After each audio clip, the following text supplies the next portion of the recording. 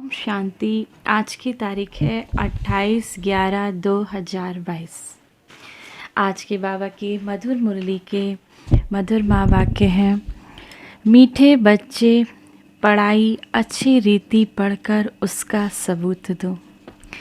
पढ़ाई अच्छी रीति पढ़कर उसका सबूत दो। सर्विस कर औरों को भी लायक बनाओ, तब ऊंच पद के अधिकारी बनेंगे। तो सबूत क्या है? पढ़ाई का अच्छी रीति का धारणा। जितना जीवन में ज्ञान धारण करेंगे तो वही पढ़ाई का सबूत है। प्रश्न है आज की मुरली से, इस बेहद के स्कूल में वाह वाह किनों की होती है? किसकी वाह वाह होती है? उत्तर, जो खुद अच्छी रीति पढ़ते हैं और दूसरों को आप समान बनाने की सेवा करते हैं, रूहानी कमाई में बिजी रहते हैं, सिर्फ दूसरों को देखकर खुश नहीं होते, लेकिन माता पिता समान सेवा कर उनके तख्त पर बैठते हैं। उनकी वाह वाह माता पिता व अन्य बच्चे करते हैं। जो अपना टाइम वेस्ट करते हैं, पढ़ाई पर ध्यान नहीं देते, माता पिता को फॉलो नहीं करते, तो बाबा को ऐसे बच्चे पर तरस पड़ता है। वह उच्च पद पा नहीं सकते। उनकी सदा कंप्लेन रहती है कि हमारा योग नहीं लगता। उनकी क्या शिकायत रहती है बाबा से? बाबा हमारा योग नहीं लगता। जबकि अपना टाइम वेस्ट करते हैं, पढ़ाई पर ध्यान नहीं देते, फिर क्या कंप्लेन करते हैं, क्या शिकायत बाबा से करते हैं? बाबा हमारा योग नहीं लगता। गीत है आज की मुरली से, धीरज धर मनुआ। ओम शांति। बाप बैठ बच्चों को समझाते हैं कि सुख के दिन आएंगे अगर श्रीमत पर चलेंगे तो। सुख के दिन आएंगे अगर श्रीमत पर चलेंगे तो। फिर जितना श्रीमत पर चलेंगे उतना ही श्रेष्ठ बनेंगे, क्योंकि श्रेष्ठ अर्थात श्रेष्ठाचारी तो सब बनेंगे, परंतु जो अच्छी रीति श्रीमत पर चलेंगे वह अच्छा श्रेष्ठाचारी बनेंगे। पढ़ाई में भी कोई अच्छी रीति पढ़ते हैं तो कोई कम पढ़ते हैं, अथवा कोई पढ़ते ही नहीं है। बाबा की इस मुरली को बाबा कहें कुछ तो बच्चे बहुत अच्छी रीति पढ़ते हैं, कुछ कम पढ़ते हैं, कुछ पढ़ते ही नहीं। ना पढ़ने वालों को बुरा माना जाता है। ये पढ़ाई भी कोई अच्छी रीति पढ़ते हैं तो औरों को पढ़ाने लायक भी बनते हैं। कोई तो ध्यान ही नहीं देते। ये भी बच्चे समझते हैं अगर हम कोई भी विद्या अच्छी रीति से पढ़ेंगे तो ऐसा ही लायक बनेंगे। अगर हम कोई भी विद्या, माना बाबा के इस ज्ञान को बहुत अच्छी रीति पढ़ेंगे तभी तो दूसरे को पढ़ा पाएंगे। तो बाबा के बच्चे समझते हैं अगर कोई भी विद्या हम अच्छी रीति पढ़ेंगे तो लायक बनेंगे, नहीं तो नालायक बनेंगे। लायक को जरूर अच्छा दर्जा मिलेगा। तुम अभी सुख धाम के लिए पढ़ते हो, फिर उसमें भी नंबरवार मर्तबे हैं। मनुष्य मर्तबे के लिए कितना माथा मारते हैं। ये मर्तबा मिल जाए, माना हमको ये पोस्ट मिल जाए, ये पद मिल जाए, तो उसके लिए कितना बाबा कहते हैं माथा मारते हैं पद पाने के लिए। वह तो है अल्पकाल्प का सुख, काग विष्टा समान सुख, थोड़े समय का सुख है। यह तो अथाह सुख है। जो बच्चे श्रीमत पर चलेंगे वही अथाह सुख पा सकेंगे और वह ब्राह्मण कुल में भी अपना नाम निकालेंगे। बाप का बच्चों को फरमान है, सर्विस कर औरों को भी ऊंच से ऊंच पद दिलाओ तो तुम्हारा भी पद ऊंचा हो जाएगा। अच्छी रीति पढ़कर फिर बाप को सबूत देना है। बाबा हमने इतनों को बाबा का परिचय दिया। प्रदर्शनी में भी पहले पहले बाप का परिचय देते हो ना, तो बाबा सबसे पहले बाबा का परिचय देना है। परिचय देकर फिर पर्चा लिखवा लो। जब प्रदर्शनी आदि होती है तो सबसे पहले बाबा का परिचय दो, फिर उनसे पर्चा लिखवा लो। समझाना बहुत सहज है। बाप दो होते हैं, एक तो लौकिक, दूसरा पारलौकिक। लौकिक हमारे शरीर का पिता, पारलौकिक हमारी आत्मा का पिता, परम पिता परमात्मा शिव। लौकिक बाप से जो शरीर के पिता हैं उनसे तो हमको हद का वर्षा मिलता है, जिसको थोड़े समय का सुख रहता है। जिसका सुख थोड़ा समय अल्पकाल सुख होता है। बेहद का बाप बेहद का सुख देते हैं, स्वर्ग का मालिक बनाते हैं। तो बच्चों को भी सर्विस कर आप समान बनाना है। बाप को सिर्फ याद नहीं करना है, लेकिन उन जैसी सर्विस भी करनी है। जैसे बाबा हम सब बच्चों को, जो ज्ञान का सागर है, तो हम सब बच्चों को ज्ञान दे रहे हैं, तो ऐसे ही बाबा कहते हैं बाबा को सिर्फ याद नहीं करना है, बाबा जैसी सर्विस भी करनी है इस सृष्टि को पतित से पावन बनाने की। श्री कृष्ण अथवा किसको भी याद करना, उनके गुण धारण ना करना, वह क्या काम का। उनसे फल कुछ नहीं मिलता। भक्ति मार्ग में भी देवताओं को याद करते करते नीचे उतरते जाते हैं। अब मम्मा बाबा भी सदवती करने की सर्विस में लगे हुए हैं। जो माँ बाप मुआफिक सर्विस करते हैं वही सच्चे माँ बाप के बच्चे हैं, नहीं तो कच्चे कहा जाता है। बाप भी खुश तब हों जब देखें कि मेरे लाडले बच्चे मेरे समान सर्विस करते हैं। बाबा अब हम सबसे कब खुश होंगे? तो बाबा ने यहाँ पर बाबा को खुश करने का एक बहुत सुंदर उपाय बताया। क्या विधि है?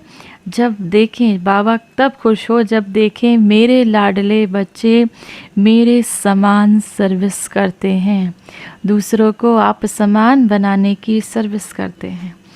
लौकिक रीति में भी जो बच्चे बहुत अच्छी तरह से पढ़ते हैं वह अपने पिता के दिल पर चढ़ते हैं, अच्छी कमाई करते हैं। यह भी तुमको रूहानी कमाई करनी है। सिर्फ दूसरों को देखकर खुश नहीं होना है, पढ़ाई पढ़कर और पढ़ाकर उच्च पद पाना है। तब माँ बाप अन्य बच्चे उनकी वाह वाह करेंगे। ये बेहद का स्कूल है, हजारों यहाँ पढ़ते हैं। जो अच्छी रीति नहीं पढ़ते वह खुद भी समझते होंगे कि हमारा योग पूरा नहीं लगता। वह बच्चे बाप की दिल पर चढ़ नहीं सकते। बच्चे बने हैं तो माँ बाप की पालना तो करते हैं ना।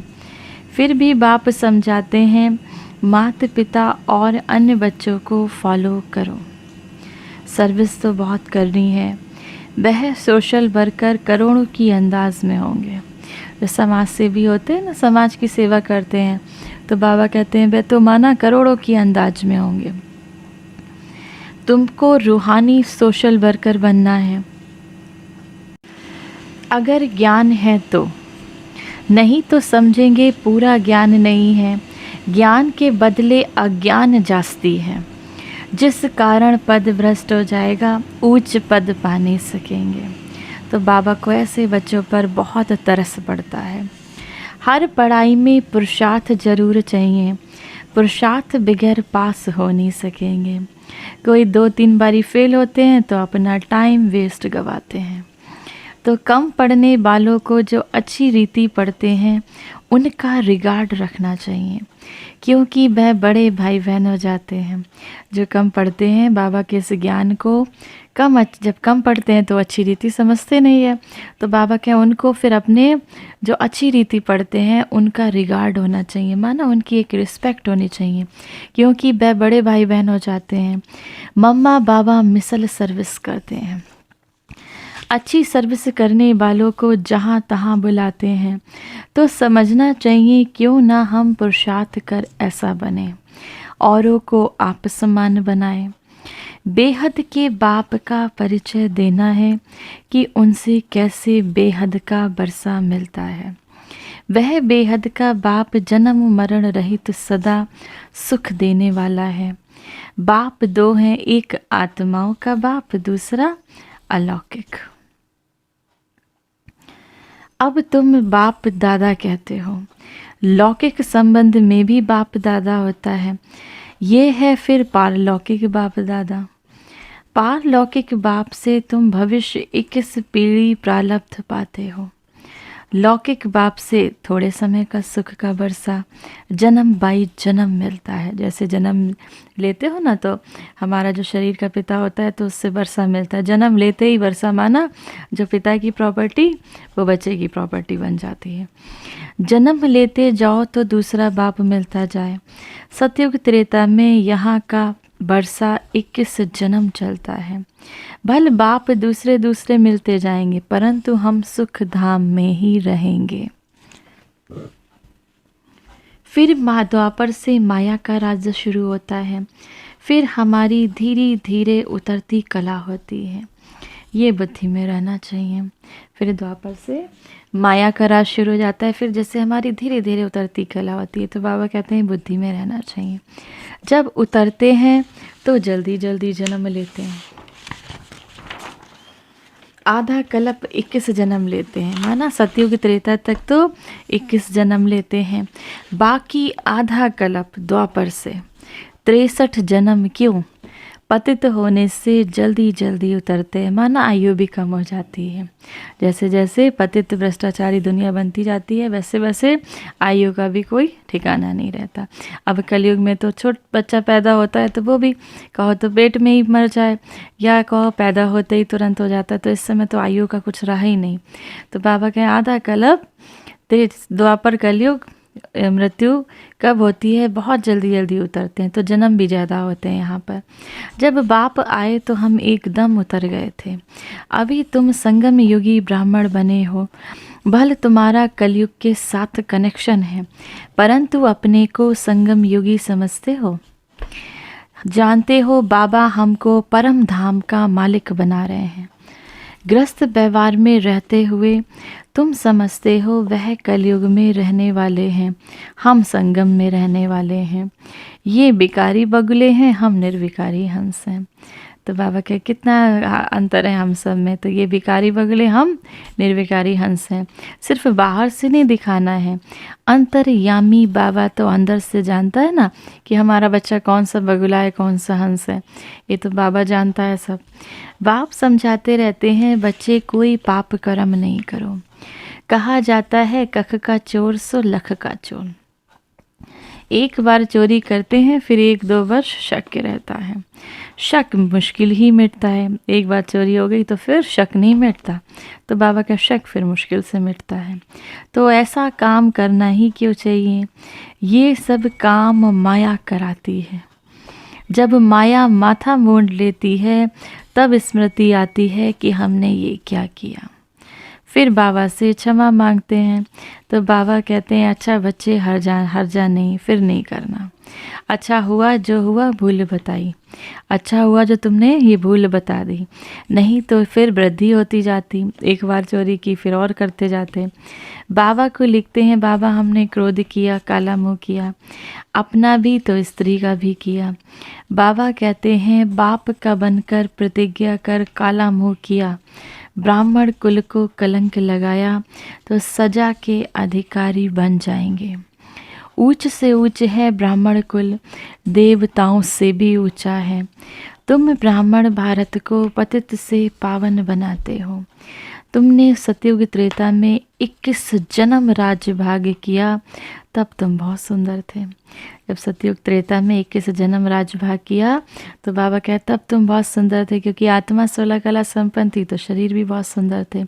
फिर 63 जन्म काम चिता पर बैठकर काले हो गए, तब कैसे बन गए? श्याम बन गए।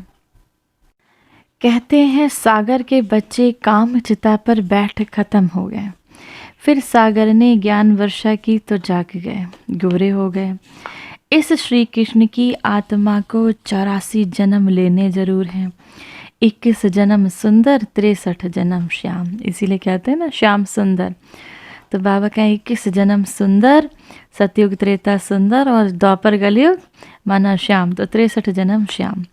अब उनकी पैर, उनकी लात जो है पुरानी दुनिया की तरफ है, मुंह किस तरफ है? श्री कृष्ण का वो चित्र देखा है ना कि मुंह उनका स्वर्ग की तरफ है और पैर जो है उनका नरक की तरफ है, माना इस कलयुग की तरफ है। मुंह नई दुनिया की तरफ है। जो नंबर 1 पूज था वही पुजारी बनकर अब लास्ट नंबर में है। खुद ही पुजारी बन नारायण की पूजा करते हैं, अब खुद ही पूज नारायण बनते हैं। इसको ही फर्स्ट नंबर में जाना है। श्री कृष्ण की आत्मा को ही माना बाबा कहें फर्स्ट नंबर में जाना है। ब्रह्मा का दिन स्वर्ग और ब्रह्मा की रात नरक। शिव बाबा आते हैं रात को दिन बनाने। अब आधा कल्प की रात पूरी हो, दिन होता है। शिवरात्रि कहते हैं, परंतु शिव के बदले श्री कृष्ण का नाम कह दिया है कि श्री कृष्ण का जन्म रात में हुआ। और कहते किसको हैं? शिवरात्रि। शिव बाबा की बात कहते हैं श्री कृष्ण का जन्म रात में हुआ, तो बाबा कहते हैं शिव बाबा की बात। शिव बाबा की तिथि तारीख बेला का कुछ भी पता नहीं, किस समय आया। श्री कृष्ण की बेला है, वह पुनर्जन्म में आने वाला है। शिव बाबा तो झट आकर परिचय देने लग पड़ते हैं। कुछ समय तो पता ही नहीं पड़ा कि ये कौन आया है, कौन बोल रहे हैं। बाद में मालूम पड़ा ये तो शिव बाबा ज्ञान का सागर है। जब ब्रह्मा बाबा के तन में शिव बाबा ने प्रवेश किया तो पहले तो पता ही नहीं चला कि कौन बोल रहा है। बाबा कहें बाद में पता चला ये तो शिव बाबा हैं जो कि ज्ञान का सागर है। शिव बाबा ब्रह्मा द्वारा विष्णुपुरी की स्थापना कर रहे हैं। ब्रह्मा यहाँ हैं, कृष्णपुरी भी यहाँ है। लक्ष्मी नारायण के तख्त पिछाड़ी विष्णु का चित्र होता है, परंतु ज्ञान कुछ भी नहीं। जैसे गवर्नमेंट का त्रिमूर्ति चित्र है, यह समझने की बात है। ये समझने की बात है। बच्चे जास्ती नहीं समझते कि भला लौकिक पारलौकिक बाप का कॉन्ट्रास्ट तो समझते हो ना। तो बाबा कहें लौकिक जो हमारे शरीर के पिता है और आत्मा के पिता हैं, उसका कॉन्ट्रास्ट तो समझते हो। याद भी करते हैं, हे पतित पावन, हे रहम दिल, हे दुख हरता सुख करता। सतयुग में कोई याद नहीं करते। बाप यहाँ ही सब मनोकामना पूरी कर देते हैं। सतयुग में तुमको इतना अथाह धन मिलता है जो वहाँ माथा मारने की दरकार ही नहीं। तुमको श्रीमत पर चलना चाहिए।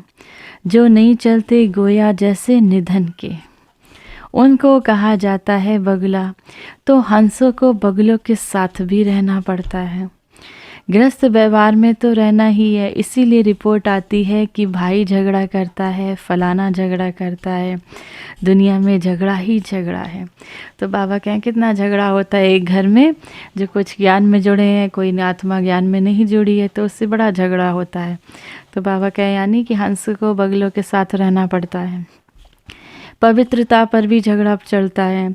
खान पान की परहेज भी रखनी होती है, तो बहुतों के लिए मुसीबत हो जाती है। बाप कितना समझाते हैं, याद में रहकर भोजन खाओ। डायरेक्शन अमल में नहीं लाते, प्रैक्टिस करनी चाहिए इसकी। बाबा को याद में रहकर भोजन खाओ, तो बाबा कहें प्रैक्टिस करो इसकी। खाते समय बाबा को याद करने की प्रैक्टिस करोगे ना, तो एक दो बार तो फिर बाबा स्वतः ही याद आता रहेगा। तुम हो पतित दुनिया को पावन बनाने वाली शक्तियाँ। याद से पाप भस्म हो जाते हैं। मेहनत है बहुत, इसीलिए कोटों में कोई कोई निकलता है। पुरुषार्थ करते भी फेल हो जाते हैं।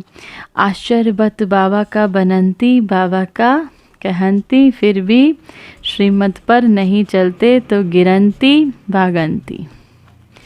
माया खींचती है तो बाबा को फारकती दे देते हैं, माना जैसे बाबा को तलाक दे देते हैं। कल्प पहले जो हुआ वही रिपीट होना है, इसमें मेहनत चाहिए। जो श्रीमत पर चलते वही धारणा कर सकते हैं। मम्मा बाबा कहकर फॉलो नहीं करेंगे तो दुर्गति को पाएंगे और कम पद पाएंगे। अनपढ़े पढ़े के आगे भरी ठोएंगे। नौकर चाकर जाकर बनेंगे। कहाँ पर बाबा कहाँ की चर्चा कर रहे हैं? बाबा कहते हैं सतयुग में जाकर नौकर चाकर बनेंगे। जो ब्राह्मण नहीं बनते वह प्रजा में पाई पैसे का है। पवित्र बनने के लिए पुरुषार्थ करना पड़े। तुम फूल बनते हो, जो विकार में जाते हैं वह कांटा बनते हैं। एक दो को आदि मध्य अंत दुख देते हैं। यह है कांटों की दुनिया। अब तुम संगम पर फूल बन रहे हो। सतयुग है फूलों का बगीचा। संगम पर जंगल से बगीचा बनता है। यह है कल्याणकारी संगम अथवा कुंभ। तो बाबा का ये है कल्याणकारी संगम, जिसको कुंभ कहा जाता है, जहाँ पे बिछड़ी हुई आत्माएं पुनः अपने परमात्मा से मिलती हैं। आत्मा परमात्मा का मिलन होता है। अभी तुम जानते हो हम परमात्मा से 21 जन्म का बरसा ले रहे हैं। राजाई पाने में मज़ा है।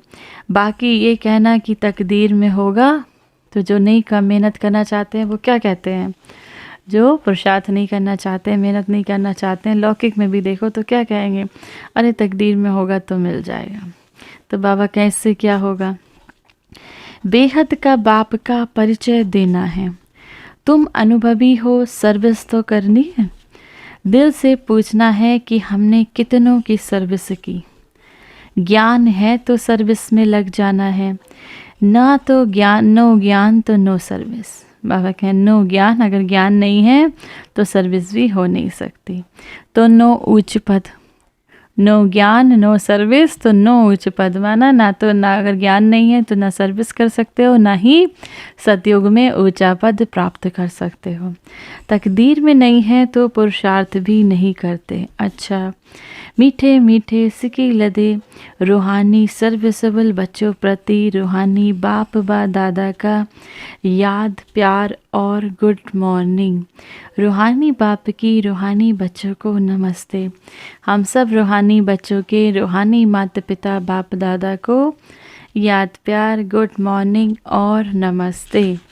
धारणा के लिए मुख्य सार है, पहला, बाप के डायरेक्शन को अमल में लाना है। खान पान की पूरी परहेज रखनी है। याद में रहकर भोजन खाने का अभ्यास करना है। याद में रहकर भोजन खाने का अभ्यास करना है। दूसरा, माता पिता की तरह सेवा करनी है। अपने बड़ों का रिगार्ड जरूर रखना है। जिसको बाबा का ज्ञान बहुत अच्छी रीति समझ है, ऐसे उन बड़ों का रिगार्ड रखना है। रूहानी सोशल वर्कर बन सबको बाबा का परिचय देना है। वरदान है आज की मुरली से, कल्याणकारी समय की स्मृति से अपने भविष्य को जानने वाले मास्टर त्रिकालदर्शी भव। यदि आपसे कोई पूछे कि आपका भविष्य क्या है, तो बोलो हमको पता है, बहुत अच्छा है, क्योंकि हम जानते हैं कल जो होगा वह बहुत अच्छा होगा। जो हो गया वो भी अच्छा, जो हो रहा है वह और भी अच्छा, और जो होने वाला है वह और भी बहुत अच्छा। तो जो मास्टर त्रिकालदर्शी बच्चे हैं उन्हें निश्चय रहता है कि कल्याणकारी समय है। बाप हमारा कल्याणकारी है और हम विश्व कल्याणकारी हैं, तो हमारा अकल्याण हो नहीं सकता। जब हमारा पिता कल्याणकारी है तो हम सब बच्चे भी विश्व कल्याणकारी हो गए, तो हमारा अकल्याण हो नहीं सकता। स्लोगन है आज की मुरली से, समाप्ति के समय को समीप लाना है तो संपूर्ण बनने का पुरुषार्थ करो। बहुत गुह्य राज एक छोटे से स्लोगन में है, समाप्ति के समय को, माना इस कलयुग के विनाश के समय को समीप लाना है तो संपूर्ण बनने का पुरुषार्थ करो। स्वयं को संपूर्ण बनाने का पुरुषार्थ करो, सर्वगुण संपन्न बनाने का पुरुषार्थ करो। अच्छा, आज की मुरली से सम्मान का अभ्यास करेंगे। मैं मास्टर त्रिकालदर्शी आत्मा हूँ। अब त्रिकालदर्शी नाम आने से हमें अपने तीनों कालों का स्मृति तुरंत आ जानी चाहिए। सृष्टि के आदि, मध्य, अंत, तीनों की स्मृति जैसे ही हमारे आती है तो एक चक्र घूमता है हमारे, कि हम आत्माएं आदि में कहाँ थे, मध्य में कहाँ थे और अब अंत समय में कहाँ है। तो ये चक्र घुमाते रहना है। तो आप सम्मान का अभ्यास करना है। मैं मास्टर त्रिकालदर्शी आत्मा हूँ, तीनों कालों को जानने वाली आत्मा हूँ। ओम शांति।